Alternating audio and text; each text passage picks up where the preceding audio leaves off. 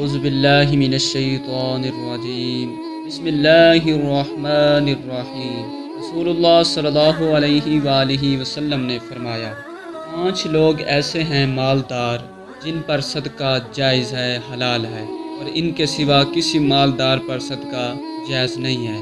آئیے آپ کو بتاتے ہیں کہ وہ 5 لوگ کون کون سے ہیں جن پر صدقہ حلال ہے۔ رسول اللہ صلی اللہ علیہ وآلہ وسلم نے فرمایا، 5 اشخاص کے سوا کسی مالدار شخص کے لیے صدقہ حلال نہیں ہے: اللہ کی راہ میں جہاد کرنے والا، صدقات وصول کرنے والا، کسی شخص کو تاوان دینا پڑ جائے، وہ شخص جو اپنے مال کے ذریعے اس صدقے کی چیز کو خرید لے، یا وہ شخص جس کا پڑوسی مسکین ہو اور اسے صدقہ دیا جائے اور وہ مسکین شخص مالدار شخص کو بطور ہدیہ بھیج دے۔ ان مالدار پر صدقہ جائز ہے۔ مزید ایسی ویڈیو دیکھنے کے لیے ہمارے چینل کو سبسکرائب کریں۔